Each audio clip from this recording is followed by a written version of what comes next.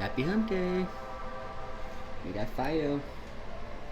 There's Fido. So we can fight on.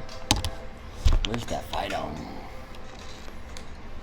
Look, so I haven't really been feeling much today. I've been really anxious. I've been, trying to push through a lot of that. I don't really know what's on my mind or much right now, but, I haven't really been trying to do this or do that or whatever. But here I am, right? So if I can do it, you can do it, right? No dingbats, no wingnats, no dinguses, right? Right? Right? No wombats. We just getting ready for the combats, which I eat like nightcaps. Okay? So just so y'all know. Right? And look, we know that they stole this election. We know that they've been stealing elections for a long time. We also know why they don't want people going to school, so that you guys don't know the rules, right? And that's just a fact. Because if you don't know the rules, you can't cry foul. And if you can't cry foul, then you can't ever win or anything else. You can't get no cards in, can't get no flags in, right? And that's just the way it goes. That's why I've had Lyft and Uber drivers from Romania and other countries like that. They know more about our system than us, and that's just the way it goes. And that's how they are. And that swamp stays in the swamp, right? That's how it works. And we know that. And I hope that all this kind of stuff, right? Because the good can turn into bad and be used for good.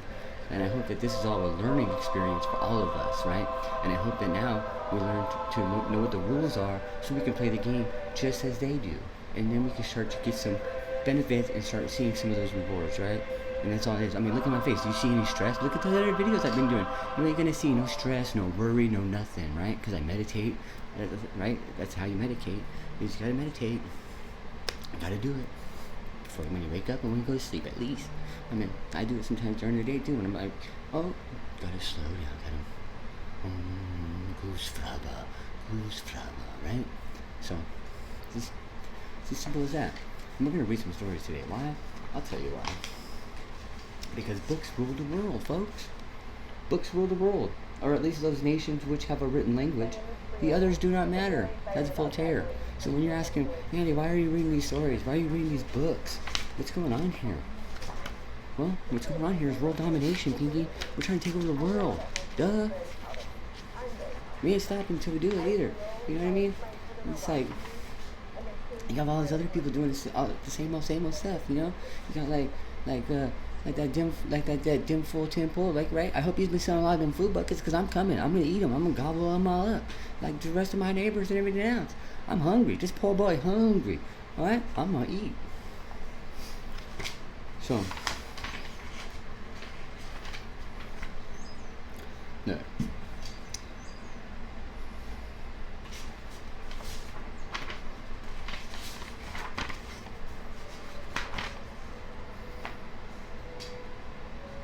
All failures, neurotics, psychotics, criminals, drunkards, problem child, suicides, perverts, prostitutes, are failures because they are lacking in social interest.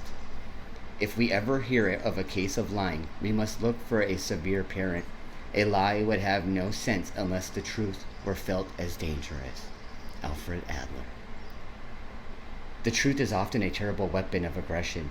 It is possible to lie, and even to murder with the truth. It is easier to fight for principles than to live up to them. So fight. Fight for your life, because it is on the line, folks. Right? The test of one's behavior pattern, relationship to society, relationship to one's work, relationship to sex. Right? So we have to have good leaders, good stuff in order to have a good society, right? We have to have public interest. We have to have good stuff like that, right? Otherwise, people are going to feel disenfranchised like they do in the 2016 election, and in the 2018 right, midterms, and in this one, right? So now we see why, right? And who's this Mortimer guy, right? Mortimer Adler, another Adler, right? Every idea is a source of life and light, which animates and illuminates the words, facts, examples, and emotions that are dead or deadly and dark without them. Not to engage in this pursuit of ideas is to live like ants instead of like men. In Aristotelian terms, the good leader must have ethos, pathos, and logos. The ethos is in his moral character, the source of his ability to persuade. The pathos is his ability to touch feelings. to move people emotionally. The logos is his ability to give solid reasons for an action to move people intellectually. We don't have that with Nancy Pelosi, Mitch McConnell, Chuck Schumer, Claiborne, any of those kinds of people. We don't have that. And you can see that, right? Achilles, right, the Greek dramatist, said, words are healers of the sick-tempered. He also said fear is stronger than arms. And then we have Aesop, right? Where Rahm Emanuel said, don't ever let a good tragedy go to waste. Well, he got that from Aesop, right? The fabulist. Any excuse will serve a tyrant. So, like COVID or the Russians or any of that. Now we know why. So, just want to give you some of that stuff. I'm going to read you some of these cool little stories. They're short, right? So they're pretty good. Here you got John Masefield there on the darkened deathbed. Some of these are relevant too. Okay? You tell me though. I'm not here to teach you. I'm here to just fellowship with you, right? So we can guide and get on these charters of this voyage of life that we call life, and not sink like the Titanic. That's what I'm here for. I'm not here to teach you. I'm not here to lecture you. I'm not here to parent you or to control you or to dictate to you or any of that. I'm here to just fellowship with you, to relate to you, to, you know what I mean? To iron sharpens iron, and that's basically what we're doing here. You know what I mean? So, okay. So there on the darkened deathbed. There on the darkened deathbed dies the brain that flared 3 several times in 70 years. It cannot lift the silly hand again, nor speak nor sing. It neither sees nor hears, and muffled mourners put it to the ground, and then to go home, and in the earth it lies, too dark for vision and too deep for sound. The million cells that made a good man wise, yet for a few short years an influence stirs, a sense or wrath or essence of him dead, which makes infinite things its ministers. To those beloved his spirit's daily bread. Then that too fades into book or deed, a spark lingers, then that too fades, then all is dark.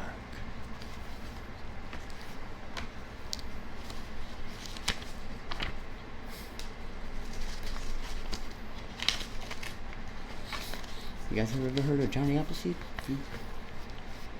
Watch Revenge of the Sith, like I told you to. You probably have heard of it. Here's Johnny Appleseed. On the mountain peak called Going to the Sun, I saw gray Johnny Appleseed at prayer. Just as the sunset made an old earth fair, then darkness came in an instant, like great smoke. The sun fell down as though its great hopes broke, and dark rich apples poured from the dim flame.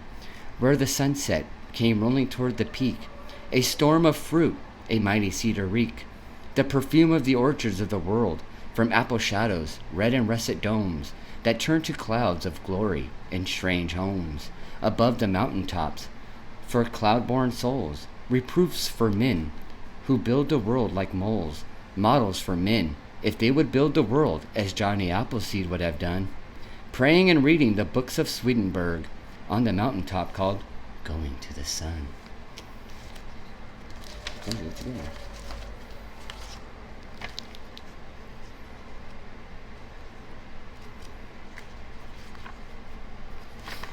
here, right? This one is kind of related. After apple picking with Johnny Appleseed.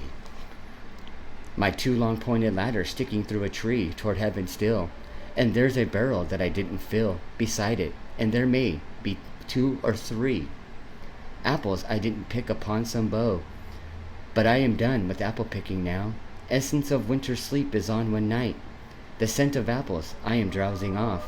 I cannot rub the strangeness from my sight I got from looking through the pane of glass I skimmed this morning from the drinking toe, and held against the world of hoary grass. It melted, and I felt it fell back and break, but I was well, upon my way to sleep before it fell. And I could tell what forming my dreaming was about to take. Magnified apples appear and disappear, stem end and blossom end, and every fleck of russet showing clear. My instep arch not only keeps the ache, it keeps the pressure of a ladder round.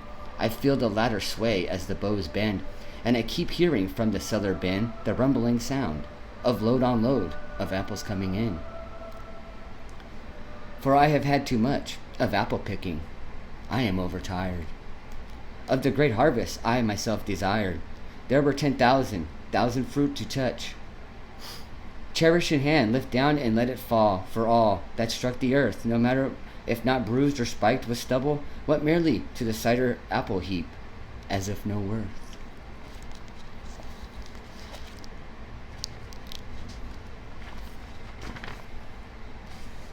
Here's a pretty good one too. This one is Abraham Lincoln walks at midnight. You let me know if this one's pretty good. It is pretentious and a thing of state that here at midnight in our little town, at morning figure walks and will not rest, near the old courthouse pacing up and down, or by his homestead, or in shadowed yards. He lingers where his children used to play, or though the market on the well-worn stones, he stalks until the dawn stares burn away. A bronze lank man, his suit of ancient black, a famous high top and plain worn shawl, make him the quaint great figure that men love. The prairie lawyer, master of us all. He cannot sleep upon his hillside now. He is among us, as in times before, and we who toss and lie awake for long breathe deep and start to see him pass the door. His head is bowed, he thinks on men and kings.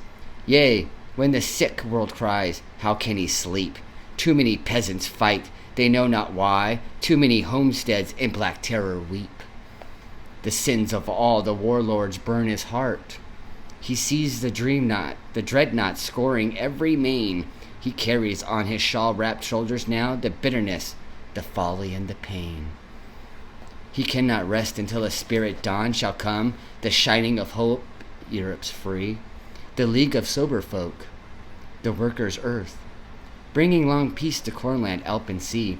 It breaks his heart that kings must murder still, that all his hours of travail here for men seem yet in vain, and who will bring white peace, that he may sleep upon his hill again.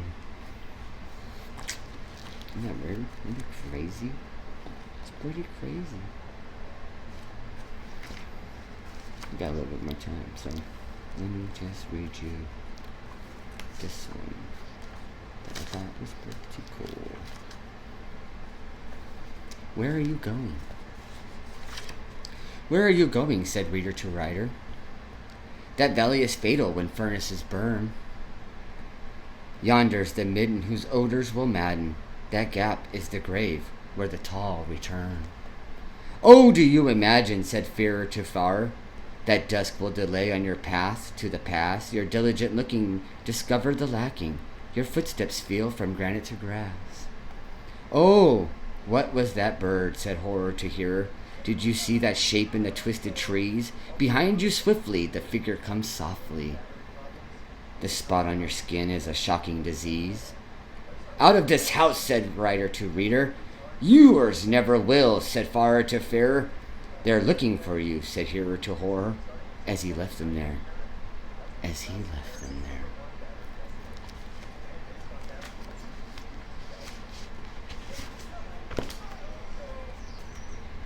I'm gonna get maybe one or two more, okay? Alright, how's that for you guys, huh? It's a good one, someday. I'll read you Death to the Sheriff. This is Robert Lowell. I can't even tell you how Elizabeth. It's alright, right? It's alright. We do things a little differently here. The Death of the Sheriff. We park and we stare, a full sky of the stars. Wheels from the pumpkin setting of the moon, and sparks the windows of the yellow farm, where the red-flanneled madmen look through bars, at windmills thrashing snowflakes by an arm, of that Atlantic soon, the undertaker who collects antiques will let his motor idle at the door, and set his pine box on the parlor floor. Our homicidal sheriff howled for weeks. We kiss. The state had reasons. On the whole, it acted out of kindness, like COVID, when it locked its servants in its place and had 'em watched until in order darkness left his soul. A tabula rasa. When the angel knocked, the sheriff laid his notched revolver on the table for his guest. Night draws us closer in his bearskin wrap, and our love sightless smother feels the tap of the blind stars descending to the west. to lay the devil in the pit of our hands, are draining like a windmill. Who'll atone for the unsearchable quicksilver heart, where spiders stare at their eyes out of their own spitting and knotted likeness? We must start. Our aunt, his mother, stands singing, "O Rock of Ages," as the light wanders, show a man with a white cane who comes to take the coffin in his wain, the thirsty dipper on the ark of the night. See? And those are great. Those are really, really great stories. Here's another one real quick. Where the rainbow ends. I saw the sky descending black and white, not blue, on Boston where the winters wore the skulls to jack-o'-lanterns on the slates, and hunger skin to bone. Retrievers tore the chickadee and shrike. The torn tree waits its victims in tonight. The worms will eat the deadwood to the foot of Ararat, and the scissors, the time and death. Helmed locusts moved upon up the tree, the breath, the wild integrated olive and the root are withered, and a winter drifts to where the pepper root ironic rainbow spans Charles River and its scales of scorched earth miles. I saw my city in the scales, the pans of judgment rising and descending, piles of dead leaves char the air. I am a red arrow on this graph of revelations. Every dove is sold, the chapel's sharp shined eagle shifts its hold on serpent time, the rainbow's epitaph. In Boston, serpents whistle at the cold. The victims climb the altar steps and sings, "Hosanna to the lion, lamb, and beast, who fans the furnace face of Is with wings." I breathe the ether of my marriage feast at the high altar, gold and a fair cloth. I kneel at the wings, beat my cheek. What can the dove of Jesus give you now but wisdom? Exile, stand and live. The dove has brought an olive branch to eat. And there you go. And I hope you guys have a good one. Godspeed, shalom.